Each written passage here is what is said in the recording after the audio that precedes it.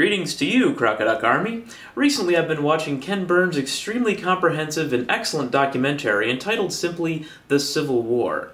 I'm watching it for the third time in the past 20 years since it was released.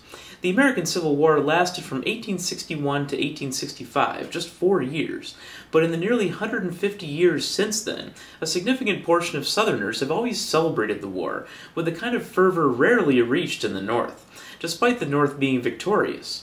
Growing up in upstate New York, it was a topic that rarely ever came up in conversation, or even on a bumper sticker.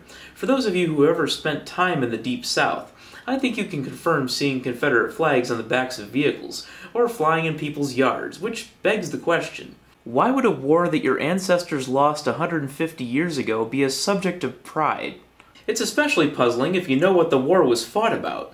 As I mentioned in a recent video on a different topic, one significant reason for the war was slavery. The South didn't want to give up slavery, and every time a new state was added to the United States, Southern politicians battled Northern politicians about whether the new state should allow slavery or not. A lot of Southerners will tell you that flying the Confederate flag is heritage and not hate, and I've seen bumper stickers with that flag bearing those words underneath it too. They will further tell you that the war was not about slavery, but about states' rights, somehow either not knowing or not caring that slavery was a major sticking point in the entire states' rights problem back then. It's true that the slavery angle was downplayed by the North at the beginning of the war, in part to avoid discouraging racists from backing the Union cause, because they needed everybody they could get. By the end of the war, however, the Emancipation Proclamation was made by Lincoln, free black soldiers made up about 10% of the Union Army, and the government finally made their pay equal to white soldiers. Black people in the South were nearly all slaves until the end of the war.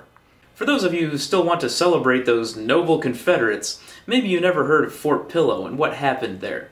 This was not an isolated incident in the last couple years of the war, it was just the best known one. Nathan Bedford Forrest, a Confederate cavalry general, attacked Fort Pillow north of Memphis, Tennessee in 1864. The Union force inside the fort surrendered after a fight, but after the fighting was over, most of the already surrendered black troops were massacred, rather than taken prisoner as was customary during the war, as well as any white officers of black regiments. There were some Southerners who disputed those accounts, but even some Confederate soldiers admitted after the war that it was, in fact, a massacre. After this incident, the Secretary of War for the Union asked that the Confederates treat black soldiers the same as white soldiers. The Confederate response? They not only refused, but also added, and I quote, "As to the white officers serving with Negro troops, we ought never to be inconvenienced with such prisoners." In other words, they would be executed too. So what became of Nathan Bedford Forrest? After the war, he became the first Grand Wizard of the Ku Klux Klan. You would think in a part of the country where a war was fought in part to free 4 million people from slavery, and then literacy tests were created as a requirement for voting after the Civil War that they knew most freed slaves couldn't pass, and then a poll tax once the black population was more literate but still largely poor, and then Jim Crow segregation laws were enacted as recently as the 1960s, and segregated proms existed as recently as this year, that they would understand what this Confederate thinking was all about.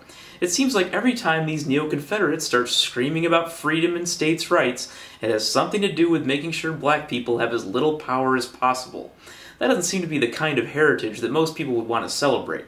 I'm not picking on the South in general here, by the way. There is plenty to promote and celebrate about Southern heritage that doesn't have anything to do with the Civil War, and I live in the Virginia suburbs of D.C. today, one of the old Confederate states, and I like it here, a lot. I'll even give you some ideas about some more worthwhile Southern things to celebrate. Southern food is by and large really good. The Outer Banks of North Carolina has beautiful beaches and they have great seafood there. You can find good barbecue all over the South. Ever had an authentic mint julep in the French Quarter in New Orleans? You should. In fact, have 3 or 4 while eating an oyster po' boy sandwich. I did. The old section of the city in Savannah is beautiful, both the parks and the architecture. Every time I've been to the Deep South, I've found the hospitality to be very warm. There are natural wonders all over the South, from the Everglades to the Shenandoah Valley. That's something to be proud of. If you want to admire General Lee's prowess as a general, by all means do that. He was a brilliant general, but unless you're a direct descendant of his, none of his intelligence transferred to you, and his cause was hardly a just one. So, to sum it up, if you want to fly the stars and bars, that's your right. Just don't complain when your judgment or knowledge of history is questioned.